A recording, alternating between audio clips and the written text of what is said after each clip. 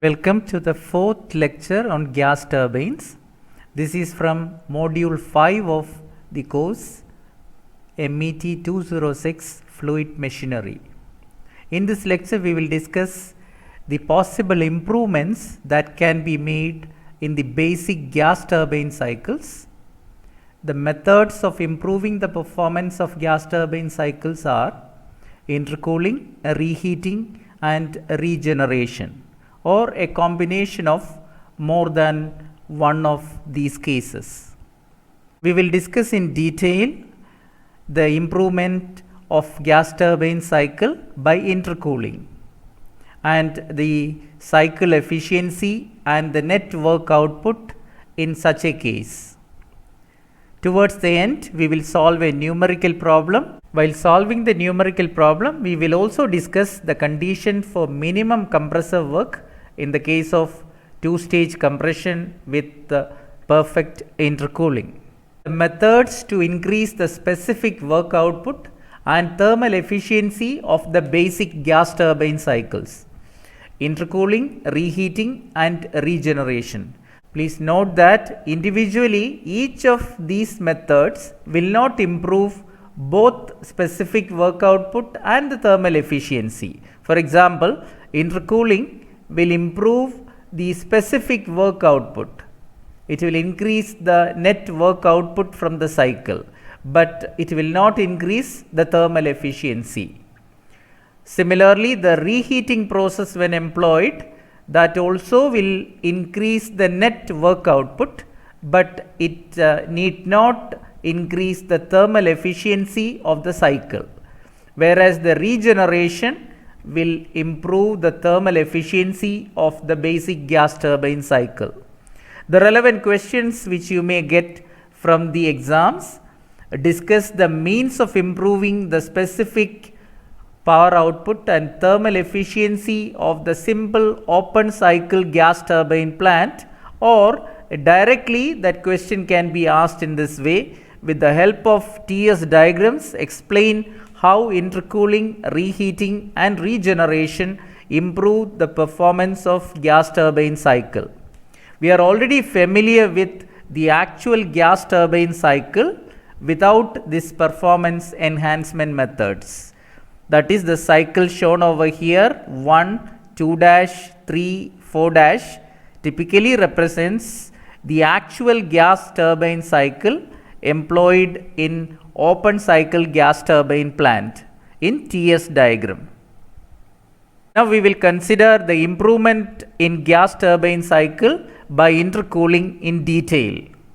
Basically, the key points you have to keep in mind is, by using such a method, the net work output of the cycle will increase.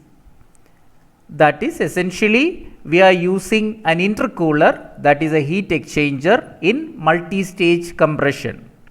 Here, as you can see in the block diagram, here we have a low pressure compressor denoted by LPC and a high pressure compressor denoted by HPC, and in between we have an intercooler. So that means air enters the low pressure compressor and it is getting compressed to an intermediate pressure, and that passes through the intercooler where the temperature is reduced but the pressure remains the same. That means basically what is happening in the intercooler is, it will reduce or it will decrease the temperature of the compressed air coming out of the low pressure compressor and then passed on to the high pressure compressor.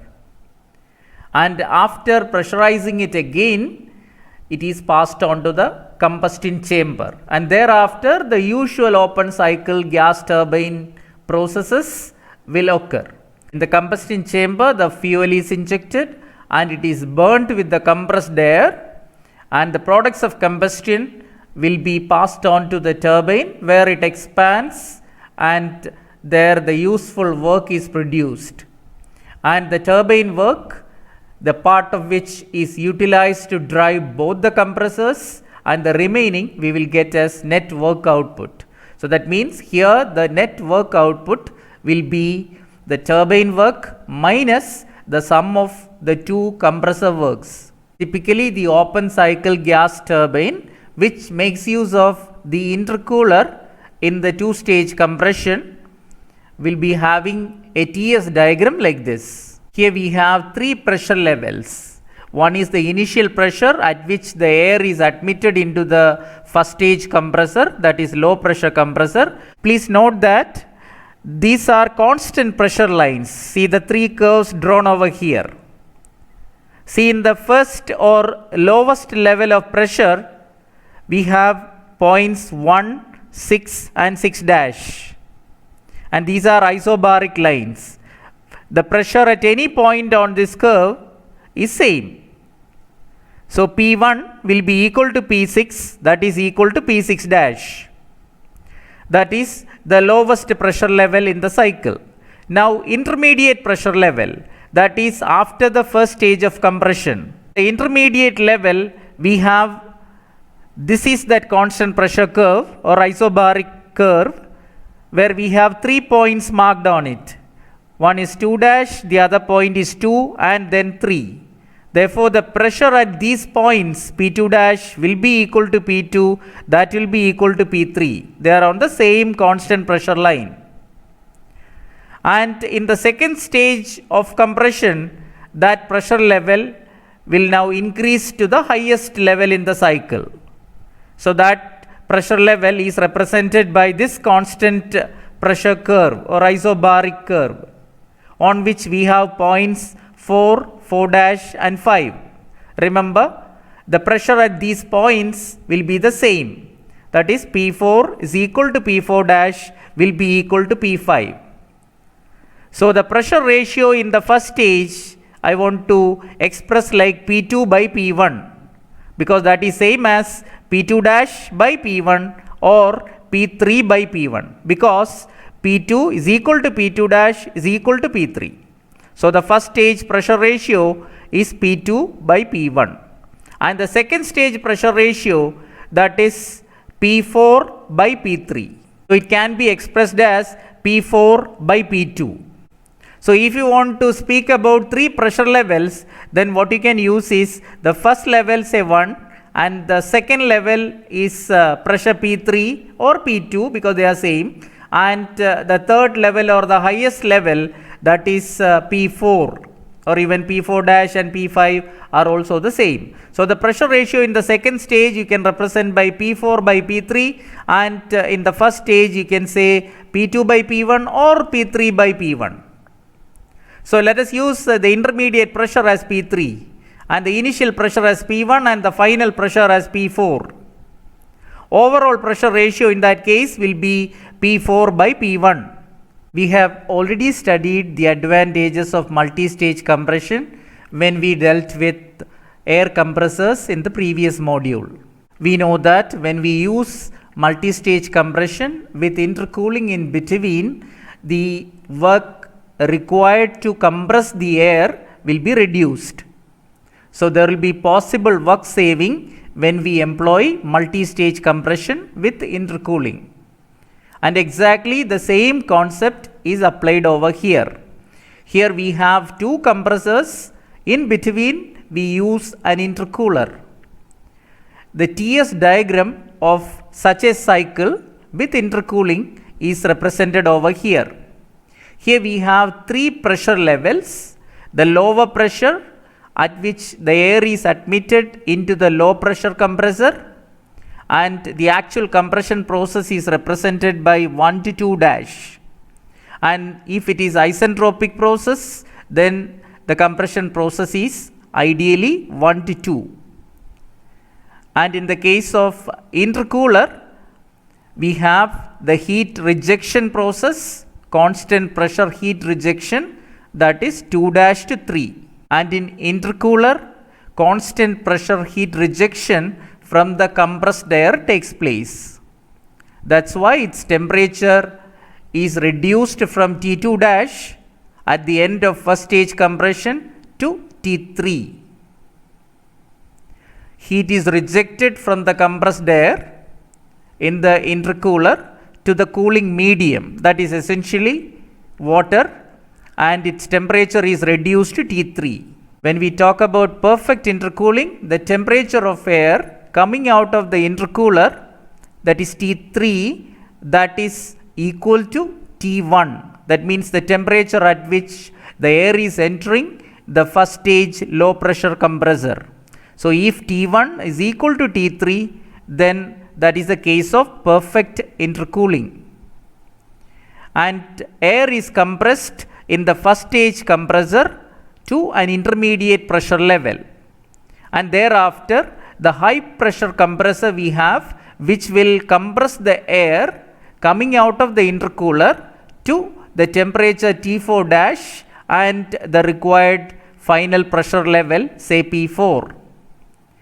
If the compression process is isentropic in the second stage, that is represented by 3,4, and in the case of actual compression, we know that it deviates from the isentropic path, and now the process is represented by 3,4 dash in the case of actual compression.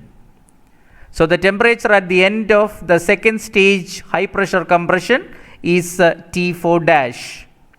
And thereafter, our usual cycle, the basic cycle components, we have the combustion chamber, and thereafter we have the turbine, and finally the exhaust gas after extracting the work in the turbine during expansion will be exhausted out into the atmosphere. So the processes now 1 to 2 dash is actual compression in the low pressure compressor, then 2 dash to 3, that is the constant pressure intercooling, then 3 to 4 dash, that is the actual compression in the high pressure compressor, then 4 dash to 5, that is the constant pressure heat addition in the combustion chamber, then 5 to 6 dash, that is the actual expansion in the turbine.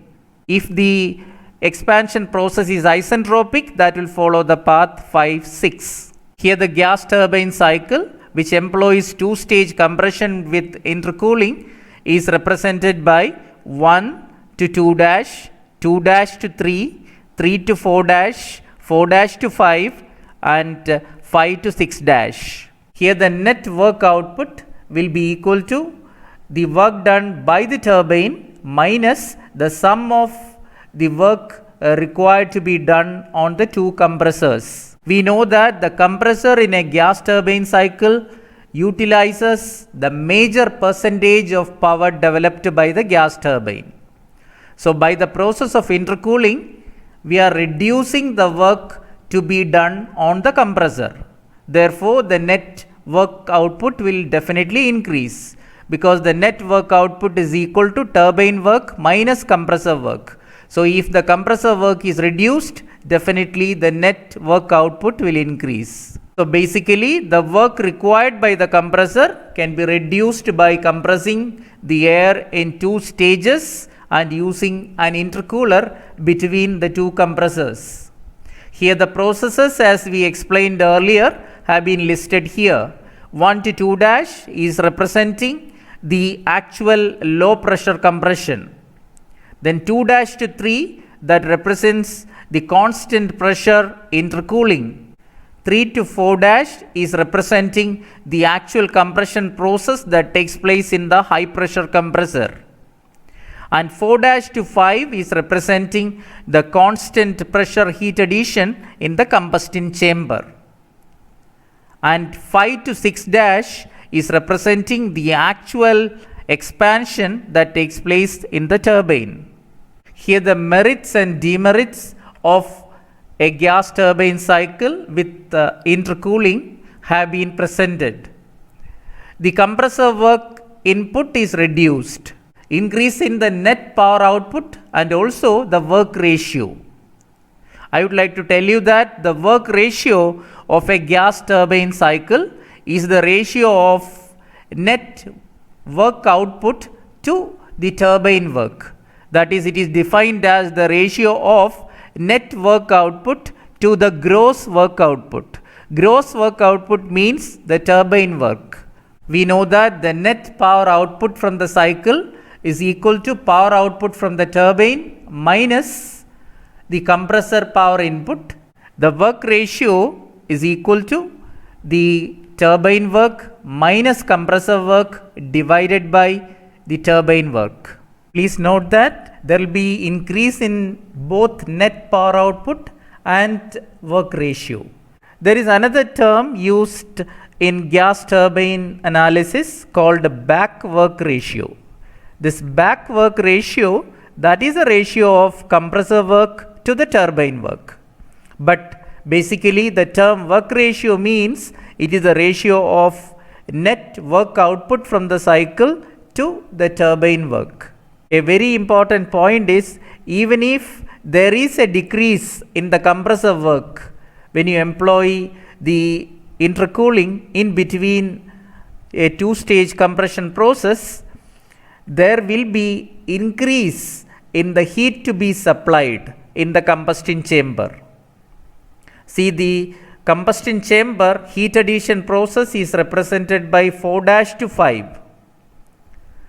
So the heat to be added in the combustion chamber will definitely increase, because during intercooling what essentially we do is we will reduce the temperature of the compressed air coming out of the first stage compression from T2' to T3, and thereafter when we compress it, the temperature will rise to T4' after the second stage compression. Therefore, in the combustion chamber, we have to add heat to the compressed air by burning it with fuel so that the temperature rises from T4' to T5. T5 is the maximum temperature requirement of the cycle. And thereafter, the turbine expansion is 5 to 6'. The increase in the heat to be supplied in the combustion chamber will definitely decrease the thermal efficiency. Supply of cooling water will be essential in the intercooling process. As I told you in the beginning, cooling water is the cooling medium used in the intercooler to cool the compressed air after the first stage compression. So we are required to circulate cooling water.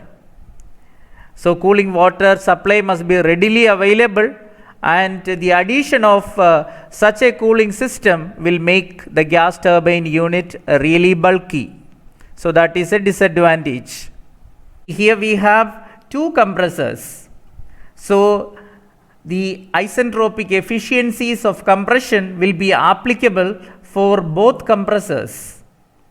So whenever in a numerical problem the compressor efficiencies of both stages are specified, the compression process will be 1 to 2' in the first stage and 3 to 4' in the second stage. So we have to deal with the isentropic efficiency of compression in both the stages. So in the first stage compression process, it is 1, 2'. So what is the isentropic efficiency of compression? It is a ratio of isentropic work done to actual work done. So for the process 1 to 2', that is actual process, the actual work done, that is Cp into T2' minus T1. That is difference between the specific enthalpies at the state points 2' and 1. So Cp into T2' minus T1 is the actual work done. Remember, it is a specific work done, that means work done on the air per unit mass of it. And isentropic work done, that is ideal case, that is Cp into T2 minus T1. So Cp will be cancelled from both sides in the expression for isentropic efficiency of compression. So therefore in the first stage, the isentropic efficiency of compression is equal to T2 minus T1 divided by T2' minus T1. And in the second stage, again the ratio is isentropic work done divided by actual work done. So isentropic work done during the isentropic compression process, second stage, that is 3 to 4, Cp into T4 minus T3. And the actual work done in the second stage compression process 3-4', the actual process, T4' minus T3 into Cp. Remember, here the Cp is the specific heat of air at constant pressure. So Cp will be cancelled and we are left with T4 minus T3 divided by T4 dash minus T3. So you have to recollect all these expressions while solving numericals. We know that the isentropic efficiency of expansion in the turbine is defined as the ratio of actual work done to isentropic work done. In the case of compression, the actual work done will be more than the isentropic work done, but in the case of turbine expansion, the actual work done by the turbine will be less than that of the ideal case, that is isentropic work done. Isentropic process of expansion in the turbine, that is 5 to 6 ideal case, and 5 to 6 dash, that is the actual expansion in the turbine. Therefore, the actual work done is Cp into T5 minus T6 dash, and isentropic work done, that is Cp into T5 minus T6. Strictly speaking, this Cp is actually, it is specific heat of the gas. In the combustion chamber, the fuel is mixed with air and is burned. So the products of combustion, whatever be the specific heat at constant pressure, that value applicable, we should take that. We didn't mark that Cp gas and Cp air here because anyhow those values will be getting cancelled from both numerator and denominator. Therefore, we are dealing with only the difference in temperatures and the ratio of them. So isentropic efficiency of expansion in the turbine, that process is 5 to 6 dash in the actual case, and isentropic one is 5 to 6, that is given by T5 minus T6 dash divided by T5 minus T6. Remember the turbine work here, the actual turbine work is Cp into T5 minus T6 dash when you specify that per unit mass of gas. And if you want to get the power rating, that is the work done by the turbine per second or work developed by the turbine per second, W dot T, that will be m dot into Cp in Cp gas. Remember that is Cp gas into T5 minus T6 dash. Remember this m dot is m dot A plus m dot F. We are already familiar with these terms from the previous lectures. Total mass flow rate is equal to mass flow rate of air plus mass flow rate of fuel. Now the compressor work done, the total compressor work done, W dot C is equal to W dot C in the first stage plus W dot C in the second stage. That is compressor work in the first stage plus compressor work in the second stage. Here we are dealing with the rate of work done, that is in kilojoule per second or kilowatts, multiplying the specific work done by the respective mass flow rate. For compressor work done per second, whenever we have to write down the expression, we take the mass flow rate of air, because in compressors we will be using only air in the first stage and in the second stage.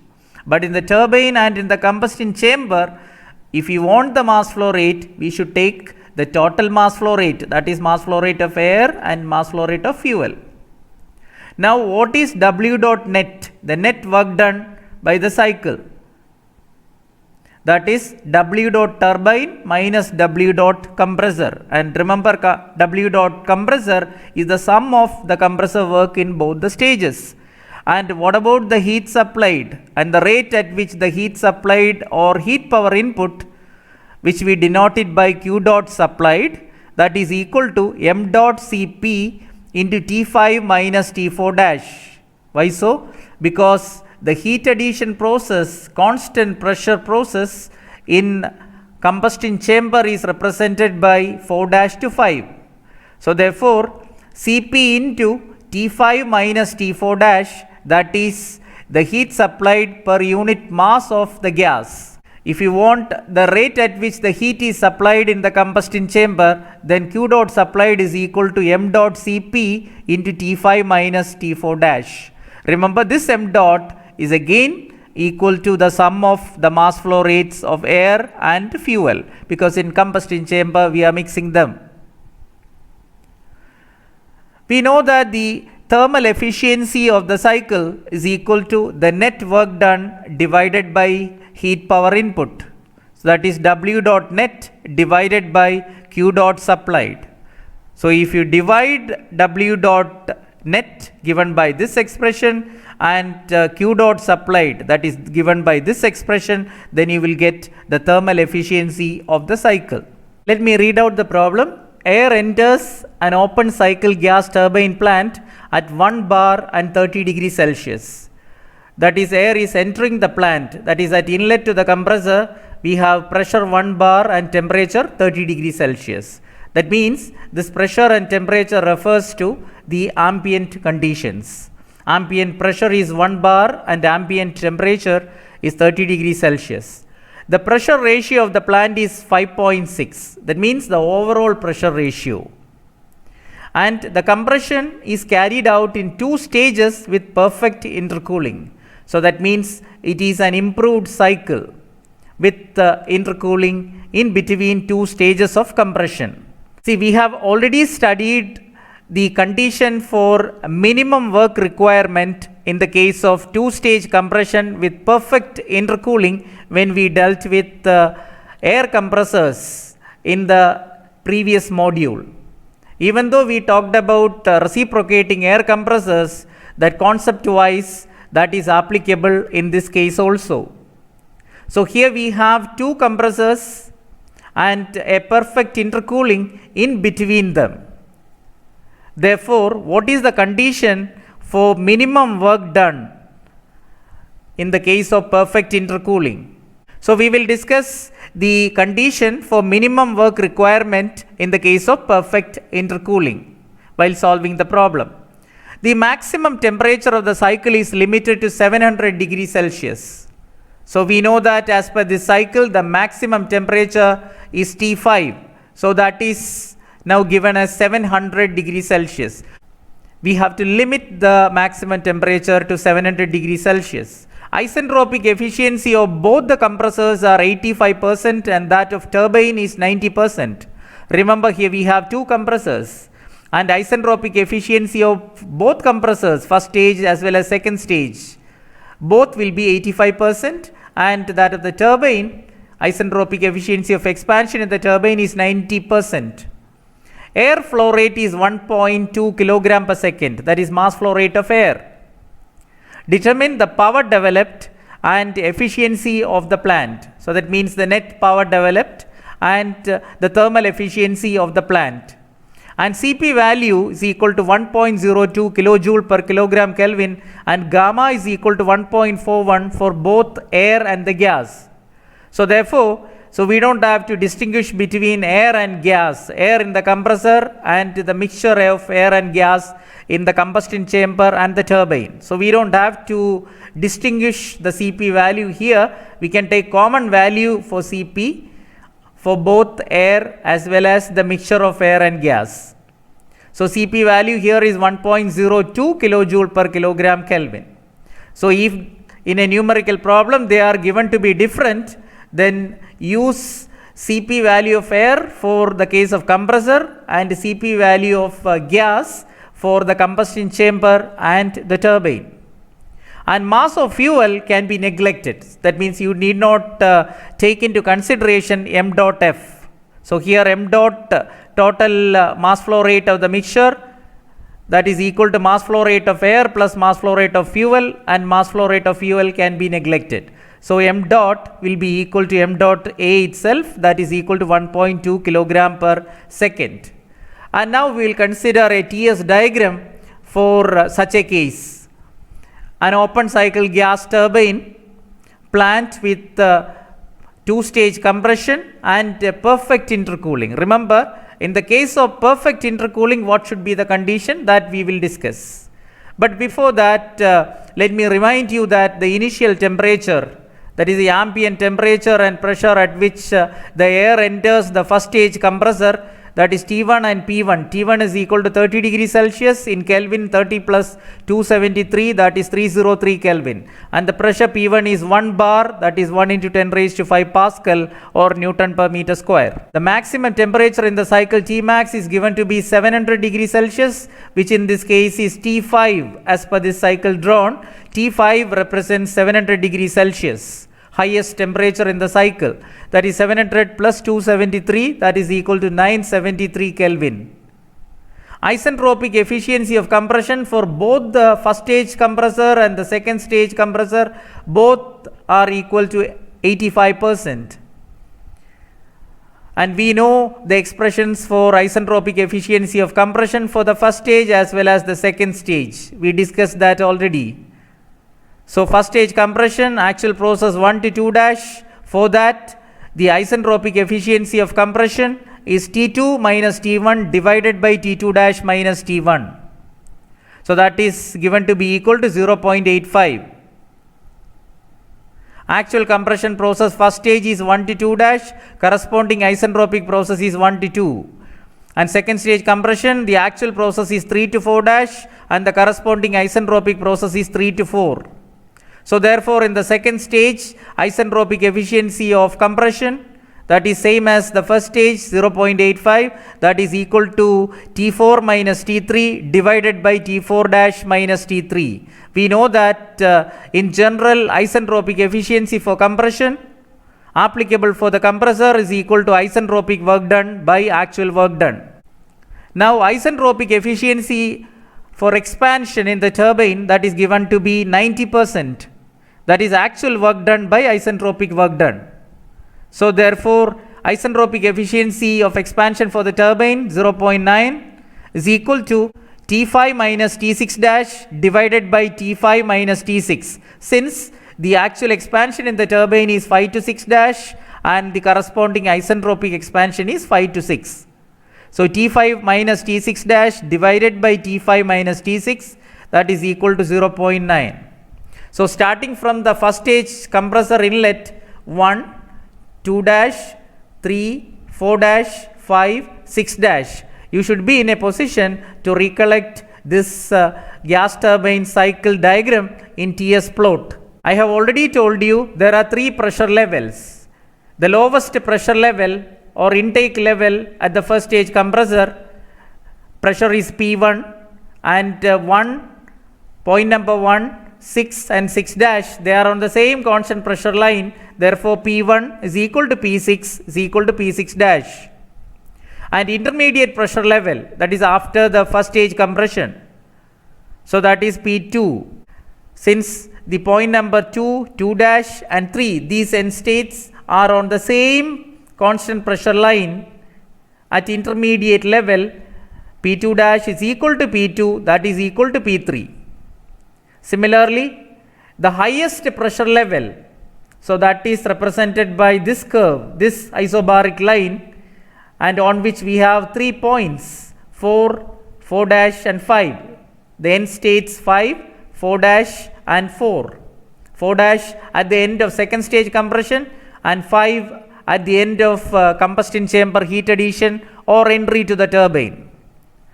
So we know that P4 is equal to P4 dash is equal to P5. So what is given? The overall pressure ratio is given. P4 by P1. So we can write P4 divided by P1. The initial level as this one, that is P1, which is equal to P6, that is equal to P6 dash, and final level as P4. P4 is equal to P4 dash, that is equal to P5. Therefore P4 by P1, that is same as P5 by P6, that is equal to 5.6, that is given. What is the initial pressure level? P1, which is equal to P6, that is equal to P6 dash is equal to 1 bar, that is given. Now for perfect intercooling, what is the condition? See, the intermediate pressure in the two-stage compression, that is P2 is equal to square root of P1 P4. Remember here P1 is the initial pressure level and P4 is the final pressure level and P2 is the intermediate one. Remember P2 is equal to P3. So you can either take P2 or P3, that is equal to square root of P1 P4. So here what is given? P1 is equal to 1 bar. So therefore P4 by P1 is 5.6.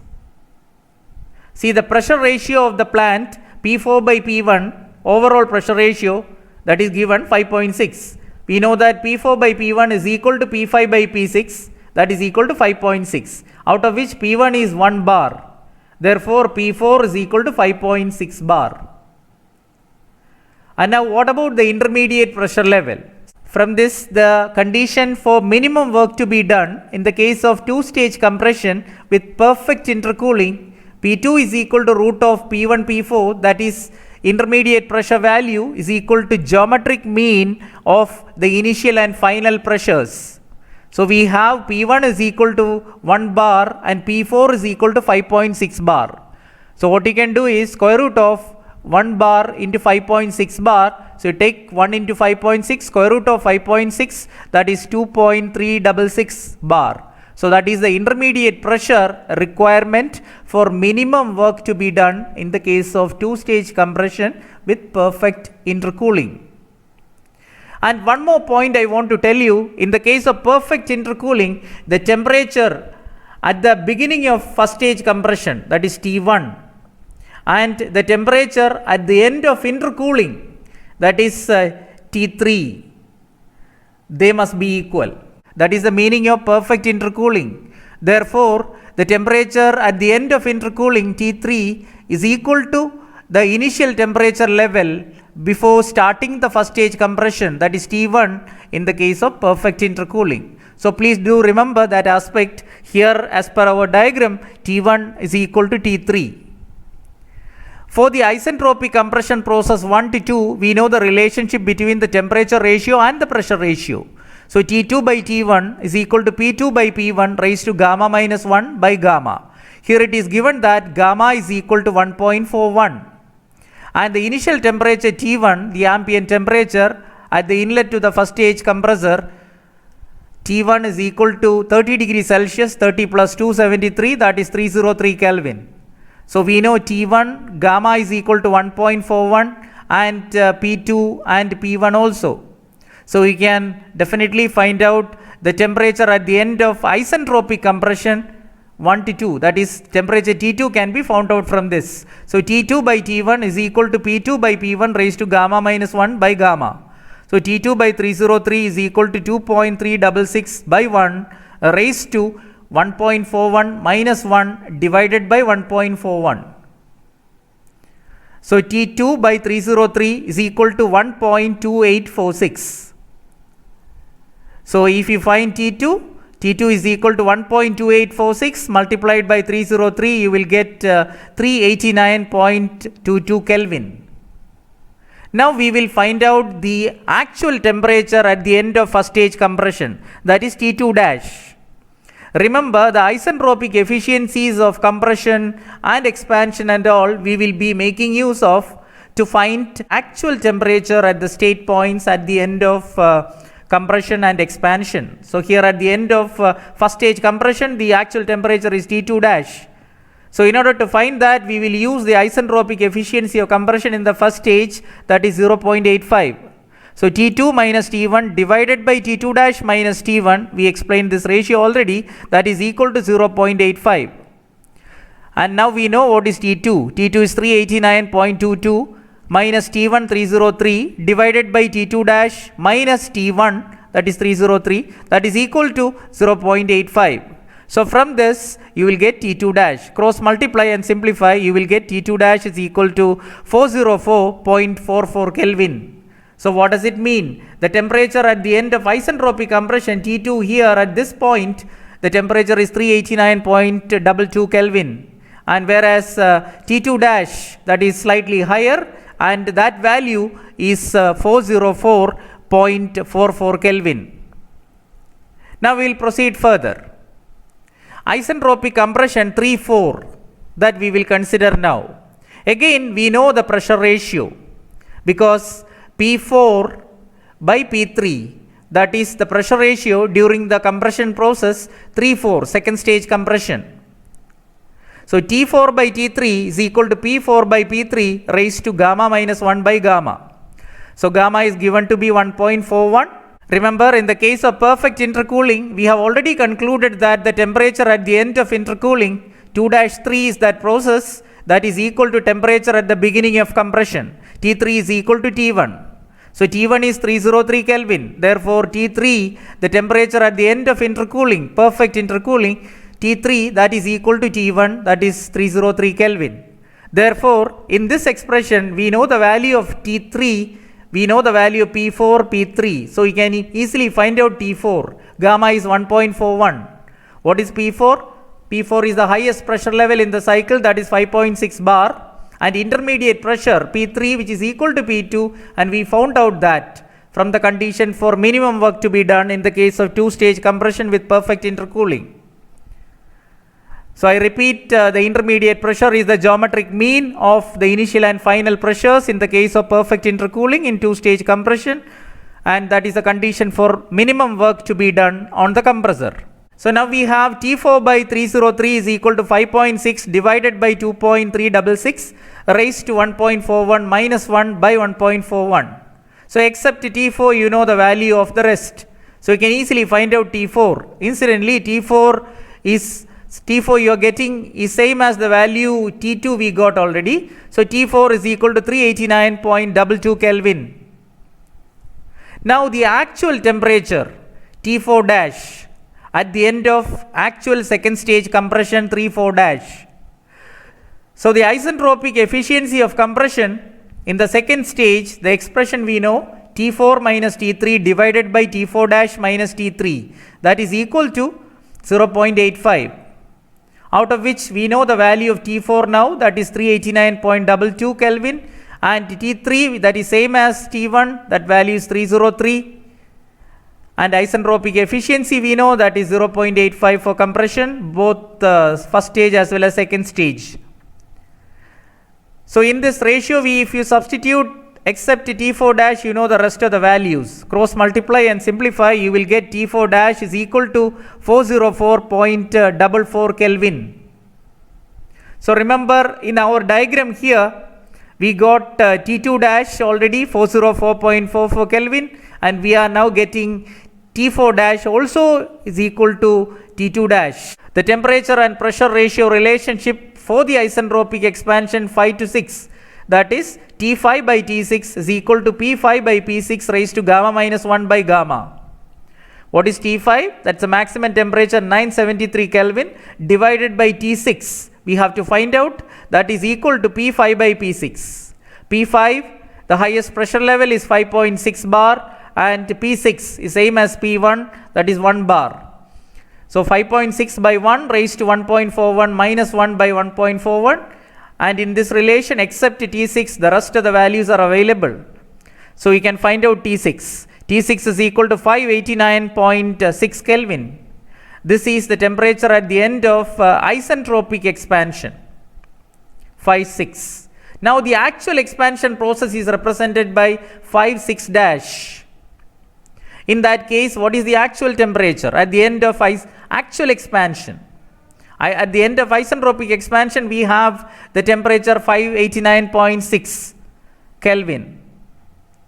Now for the actual expansion 5-6 dash, the isentropic efficiency of expansion for the turbine, we know the relation T5 minus T6 dash divided by T5 minus T6.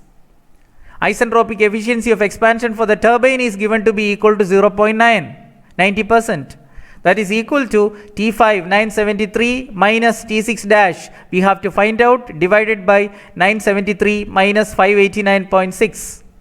So we'll get the actual that is 6 dash. Obviously that T6 dash is higher than T6. And we got the value T6 as 589.6. And the temperature at the end of actual expansion is higher than that. T6 dash is 627.94 Kelvin. We already know that doing a problem of gas turbine and gas turbine cycle analysis is that essentially we have to find out the temperature at all state points. Now we have the temperature at point 1, 2 dash, 2, 3, 4, 4 dash, 5, 6, 6 dash. Now we can calculate whatever is required, we can calculate. What is the work done on the compressor in first stage and second stage? See, for the first stage compression, the actual process is 1 to 2 dash. So what is the work done? Work done per second. Here we are talking about the rate of work done. So in the expression you should incorporate mass flow rate of air. That is given. Mass flow rate of air is given as 1.2 kilogram per second. We are also asked to neglect the mass flow rate of fuel, so that you can neglect. Therefore, mass flow rate of the mixture m dot is same as m dot A. So for work done on the compressor, its rate during the first stage is m dot air into Cp into T2 dash minus T1.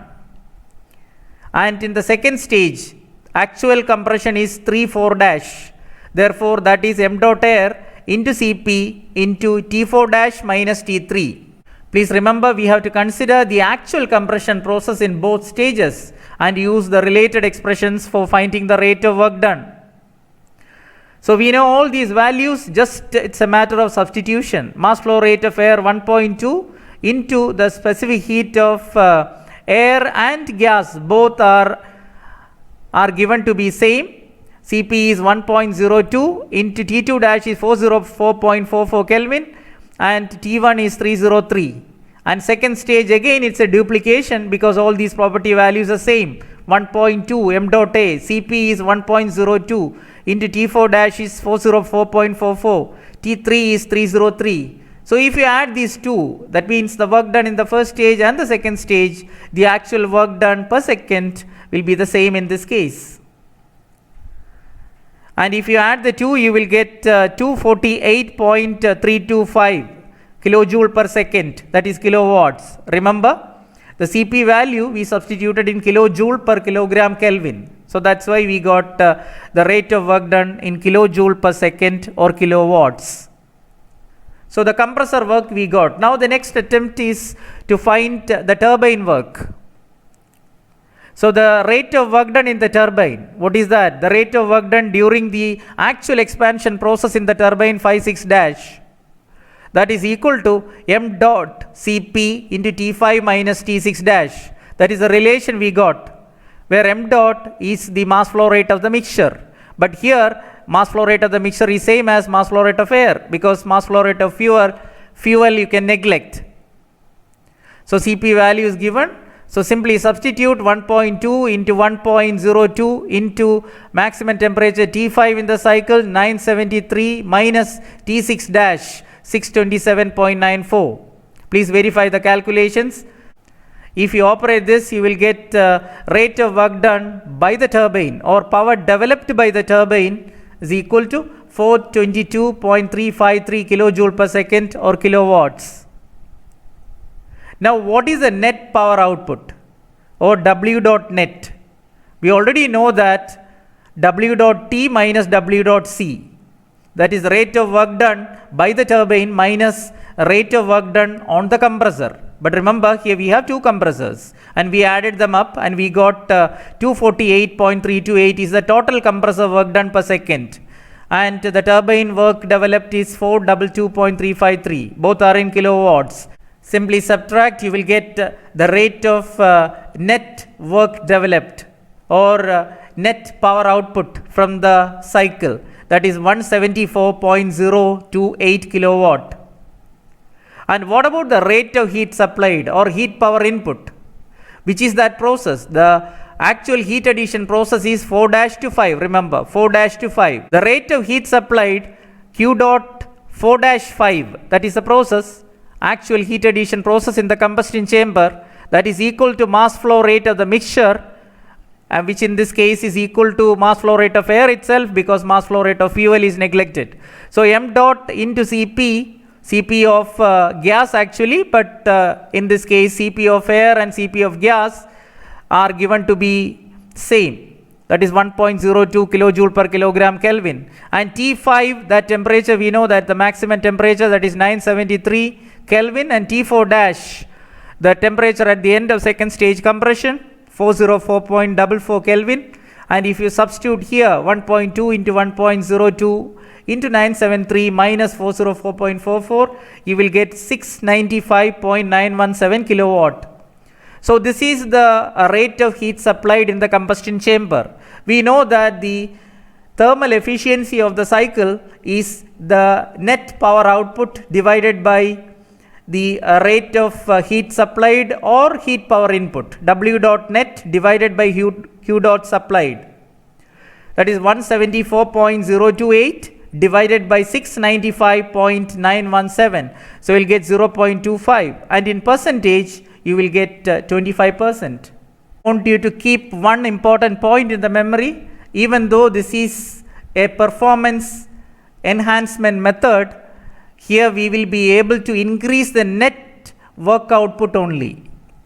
We will not be able to increase the thermal efficiency basically by using two-stage compression with intercooling in between. But definitely we will be able to increase the net power output from the cycle and also the work ratio.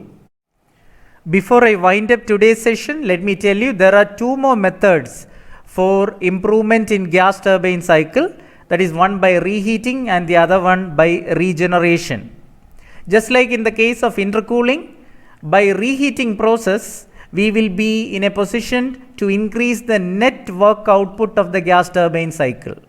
But the thermal efficiency need not increase.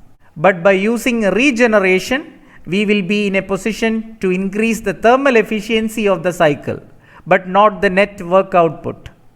So that means separately, if you consider the intercooling and reheating processes will improve the net work output from the gas turbine cycle, whereas the thermal efficiency can be improved only by using regeneration. Therefore, the hybrid methods out of intercooling, reheating and regeneration will be used if you want to increase both thermal efficiency and the net work output from the gas turbine cycle. We will discuss the improvement methods by using reheating and regeneration in detail in the next session. With this, I wind up today's session. Thank you so much.